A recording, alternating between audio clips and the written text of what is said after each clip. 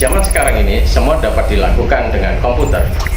Hampir semua orang di seluruh dunia mengenal komputer, dan sudah banyak pula orang yang menggunakan komputer. Apalagi sekarang sudah banyak HP, modem yang bisa digunakan untuk internet. Jadi komputer akan sangat bermanfaat apabila digunakan untuk hal-hal yang positif. Selain menambah pengetahuan dan wawasan, kita juga dapat berkreativitas melalui komputer. Maka komputer sangat membantu sekali dalam kehidupan manusia. Berbagai manfaat komputer antara lain di bidang pendidikan, bidang industri, bidang kedokteran, bidang militer, bidang pemerintahan, dan bidang perdagangan dan lain-lain. Maka tentunya kita harus mengetahui apa itu si komputer. Maka untuk memahami apa itu komputer, hardware komputer, kita simak video berikut ini.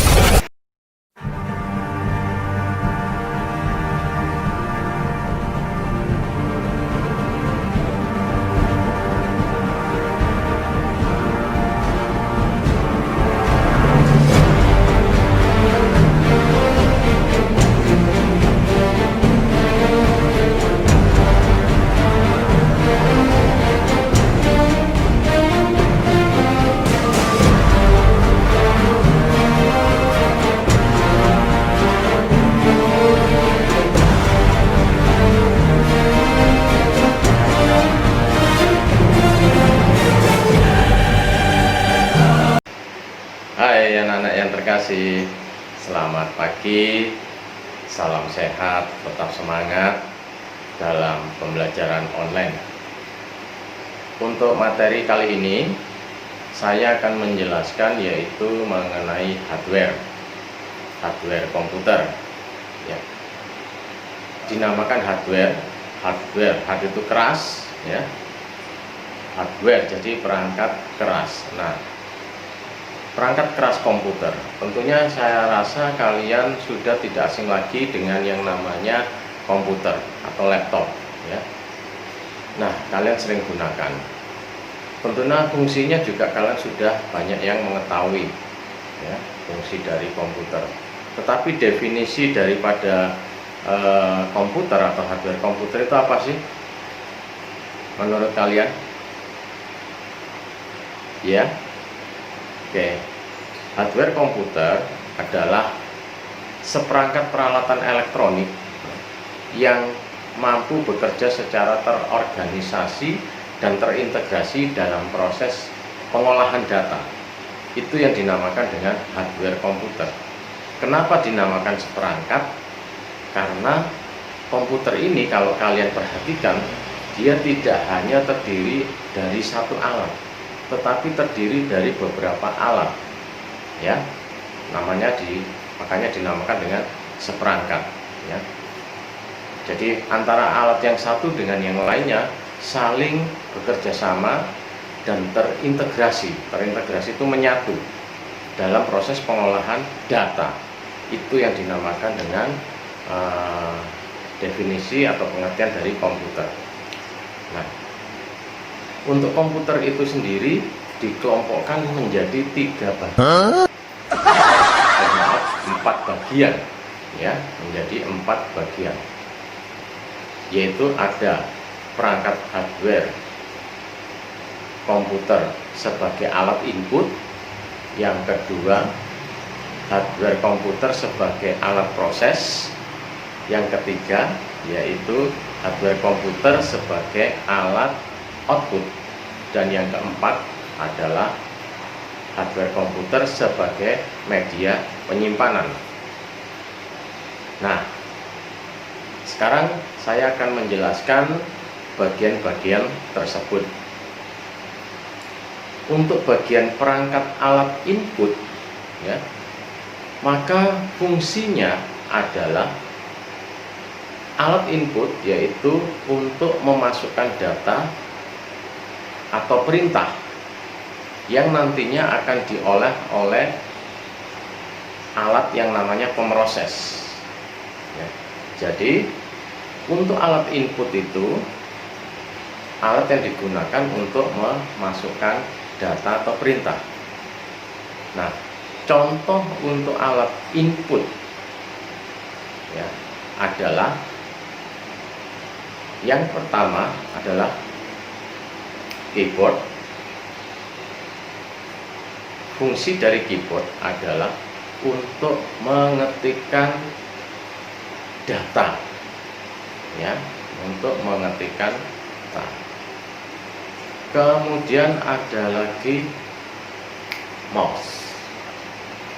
Mouse adalah fungsinya untuk menggerakkan pointer atau menjalankan perintah ya pada saat kita mengklik atau menekan tombol kiri pada mouse. Alat input yang ketiga yaitu berupa scanner. Scanner fungsinya adalah untuk memindai data ya, memindai data ke dalam bentuk digital. Itu yang dinamakan dengan scanner. Lalu alat input yang lain bisa juga kita menggunakan kamera ya. Kamera juga dimasukkan ke dalam kelompok input karena dia fungsinya mengambil gambar ya, lalu kita bisa masukkan ke dalam komputer ya. Kamera ya. Berikutnya lagi, kira-kira apa alat input? Yaitu mikrofon. Mikrofon digunakan untuk memasukkan suara. Nah, itu contoh-contoh dari alat input. Selanjutnya dari alat input tadi akan diolah oleh alat proses. Alat proses ini fungsinya untuk memproses data yang telah diberikan tadi oleh alat input. Nah, contoh alat proses yaitu CPU. CPU kepanjangan dari Central Processing Unit, yaitu unit pengolah data ya, Central Processing Unit. Nah, di dalam Central Processing Unit itu ada beberapa komponen ya, ada beberapa komponen antara lain yaitu motherboard ya. Motherboard, fungsi dari motherboard adalah untuk menempatkan yaitu komponen-komponen yang terdapat di dalam CPU sebagai tumpuan atau tempat untuk meletakkan komponen-komponen yang ada di CPU. Kemudian ada yang dinamakan dengan prosesor. Ya, prosesor fungsinya adalah sebagai otak dari komputer. Ya. Otaknya komputer itu terletak di prosesor. Jadi fungsinya prosesor untuk mengolah data atau memproses data, itu yang disebut prosesor. Jadi setelah diproses melalui CPU, maka data tersebut ditampilkan ke dalam sebuah alat output ya, disimpan ke dalam alat output. Nah, untuk alat output itu sendiri contohnya yaitu, ada yang tahu alat output? Fungsinya alat output kan untuk mengeluarkan hasil pemrosesan data ya. Lalu siapa yang bagian mengeluarkan hasil pemrosesan data tersebut? Ya, salah satunya adalah monitor. Jadi monitor fungsinya untuk menampilkan hasil pemrosesan data secara visual di layar monitor. Kemudian ada lagi, yaitu alat output yang digunakan untuk mencetak di kertas. Apa namanya? Yaitu printer. Ya, printer.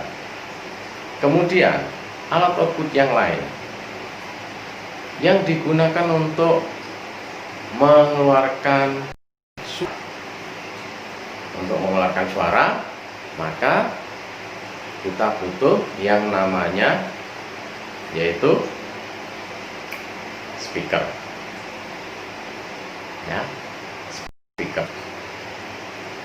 Berikutnya lagi, apabila kita ingin menampilkan hasil pengolahan data ini, ya, bisa ditayangkan di bagian layar lebar atau alat yang dinamakan dengan infocus, maka kita butuh yaitu alat yang dinamakan LCD projector.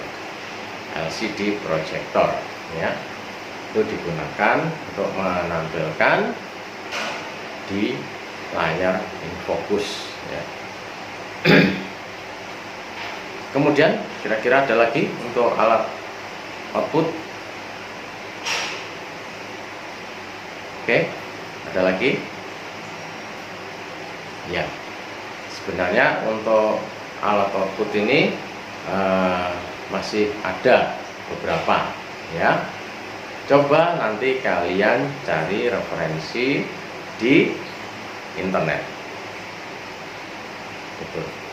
Nah, jadi saya sudah menjelaskan bagian alat input, proses output. Kemudian media penyimpanan, ya, media penyimpanan yang terakhir ini. Media penyimpanan fungsinya untuk menyimpan data, ya, untuk menyimpan data. Nah, untuk menyimpan data ini dibagi menjadi dua, ya. Ada media penyimpanan internal, ada media penyimpanan eksternal. Media penyimpanan internal itu dibagi menjadi dua. Media penyimpanan internal, maksudnya internal media yang ada di dalam CPU. Itu ada dua, yaitu media penyimpanan yang dinamakan dengan ROM, kepanjangan dari Read Only Memory, dan RAM, yaitu Random Access Memory. ROM atau Read Only Memory yaitu berisikan data-data dari pabrik pembuat komputer. Biasanya berisikan konfigurasi, ya, biasanya berisikan konfigurasi dari komputer yang dipakai, yang kita pakai. Dan ini sifatnya permanen, tidak bisa hilang, ya, tidak bisa dihapus, tidak bisa kita edit atau kita tulis, ya, tidak bisa. Itu ROM, sifatnya permanen. Sedangkan RAM, Random Access Memory, yaitu memori yang bisa untuk menyimpan data sementara. Hasil ketikan kalian pada saat kalian mengetikkan data, ya, keluar di layar, maka yang menampung adalah RAM, ya. Begitu kalian ketikkan tampil di layar monitor, maka datamu itu, data kalian itu yang menampung adalah RAM. Tapi sifatnya dia sementara. Sifatnya dia sementara. Begitu listrik mati, maka hasil ketikanmu itu akan hilang, ya. Ketikanmu hasilnya akan hilang karena dia bersifat sementara. Nah, itu untuk memori internal. Berikutnya adalah memori eksternal.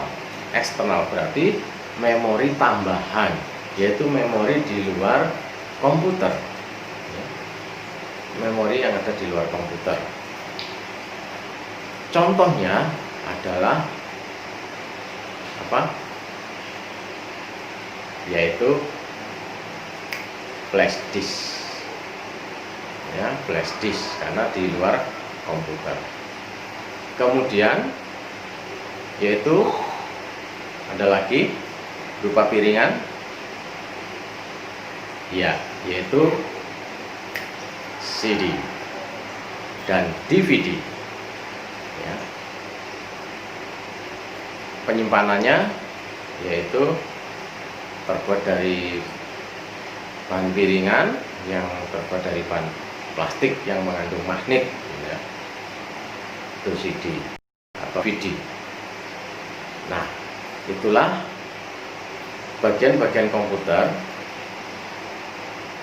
antara input, proses, output, dan penyimpanan. Begitu penjelasan dari saya. Mudah-mudahan untuk materi yang sudah saya jelaskan hari ini bisa kalian pahami, dimengerti. Dan tujuan pembelajaran pada kali ini yaitu diharapkan kalian dapat menjelaskan mengenai perangkat hardware komputer sebagai alat input, sebagai alat proses, sebagai alat output, dan dapat menjelaskan media penyimpanan.